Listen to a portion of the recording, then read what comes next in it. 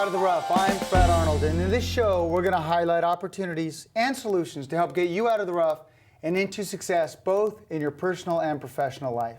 In these tough economic times, I'm going to provide you practical solutions to many of today's challenges. And today I'm with Tami Cicerello. Tami Cicerello is a friend of mine here in the Santa Clarita Valley and a realtor with Remax of Santa Clarita. Welcome to the show. Thank you. You're a real professional, and I want to get right to it as a real estate professional. Buyers in this market, it is a competitive market. What are some tips we can give buyers so we can make sure their offer is accepted? Okay, well, the very first thing that I always tell my buyers is, first of all, this is kind of through the whole process, first of all, get pre-approved, because before you can get out there and get a house, you need to get pre-approved, know exactly what price range and what you're looking for. Now, getting pre-approved with most lenders is good, but with a local respected lender helps just a little bit more, doesn't it? Yes, it does. When you're out negotiating, if you have a person that the other agent knows and knows has a good reputation, that always helps. Because getting a loan is a big problem of qualifying for it, buying the house along with so many other factors. Yes, it is. Yeah. Next tip. My next tip is the first day out, go out, really get a good idea of the areas you like, the types of homes you like. You're probably not going to find your perfect home the first day out, but you really want to be open with your realtor. Let them know things you do and don't like about both areas as well as the different types of property you're looking at, because they're your eyes and ears. They're the ones that are going to be going to, they should be going to networking meetings, really looking for you outside of just the homes that are on the market that you're seeing online.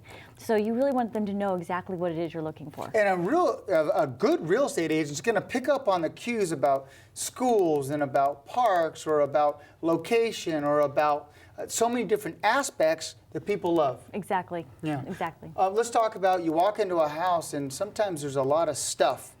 Yeah, you want to go into a house, and we always try to prepare our sellers and tell them, hey, make sure you clear out everything, all your personal belongings, you make sure the house isn't too cluttered, but not every seller listens. So you really need to walk into the house and look around and picture yourself living there. Don't be looking at all their pictures, their family photos and everything.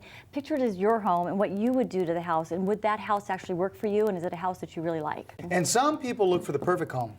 Yes, some people are out there looking for the perfect home, and as we both know, there's no perfect home. Even when you build your own home, many people I've talked to that have built their own homes, after they build it, they always say, gosh, I wish this was different. Yeah. So there's never a perfect home out there, but you want to get the home that's going to meet most of your needs. Next tip. My next tip is, when you're getting ready to write the offer, you find that perfect house and you want to write an offer. In this market, it's very competitive, and a lot of homes do have multiple offers. So you really want to review the comps and make a good, strong offer. Lowballing doesn't really work in this market, so you really want to take a look at the comps, take a look at what's going on in the area, and make a good, strong offer to start with. I've seen situations where realtors have made an offer maybe $5,000 or $10,000 above where they think the market is, but by the time the appraiser goes out there, that is the market. Exactly. And they end up getting the deal because they end up having the strongest, not only strongest offer, not only the best price or a good price, but a strong offer. That is the case as well. And you know, we're finding that a lot of people are even removing appraisal contingencies when they go into a transaction because they really want the house, and they're up against, you know, in some cases, depending on the price range and the type of home, 5, 7. I had a client up against 18 offers. And that's why you need to do your homework. Let's talk about painting a picture of who's going to move into the house. When I present an offer, what I like to do is I have my clients write a letter. We kind of do it together and talk about why they really like that house, what it is they like about the home, the neighborhood, and just write a letter to the seller, so hopefully they'll pick their offer. You'll talk about the schools if they have kids or different things. And you have a story that you wanted to mention, and I'm excited to get out. I actually have a client that we did that. We wrote a letter, and she included a picture of her and her kids, and she was a single mom, and she wrote a really nice letter, and we were up against 6 other offers. There were 7 offers on the property, and there were actually offers that were higher, I was told, and they chose our offer over all the others because they just really liked the letter and the whole scenario. Right. So when we went through, I mean, it was great because she had lost out on other properties already, and it was just a really great, heart-touching story. These people actually chose her offer over the others. Right, and it's doing your homework.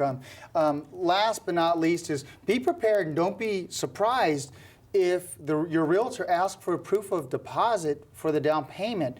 Do you have the money in the bank? And show me your credit scores on the paperwork. Anytime you present an offer these days, they're asking for proof of funds. And in some cases, especially on bank-owned properties, which are few and far between now, the banks are actually requiring you get pre-approved with them as well. So you are going to need to do a little extra hoop jumping. Yeah. And you're going to need to be able to show proof of funds. Some people ask for a deposit check, copy of your deposit check as well. And then it's really imperative, again, that pre-approval letter that we had you get in the beginning up front, that's going to be submitted with that file as well. And then in addition, one thing that's really strong is to have the lender contact the listing agent. So have the lender contact the other agent and introduce themselves, because the lender is one of the biggest pieces of the puzzle on getting the loan done. Exactly. And if you know when you're going into a transaction as the listing agent that you have a lender that's gone above and beyond and already, before we even got an offer accepted, and now is willing to, is calling you and telling you how they're going to expedite everything possible, they're going to put a rush on the appraisal, they're going to make sure everything's taken care of. You have a good, strong buyer that's ready to go, all their paperwork's in, we're ready to close this escrow. That means a lot. Yeah. And when the listing agent feels really comfortable with that and they relay that then to the to the sellers, that feels really good. And that's what you have to do, is find a real estate agent that you like, that you're comfortable with, that'll listen to you, and then go and take their advice and find a lender. Find a lender you trust. Those who want to reach out to you, Tami, how can they reach you? Tami Cicerello at Remax.net, or my phone number, 661-212-3413. Thanks for coming in. Appreciate it. We're going to jump to a quick break and we'll be right back.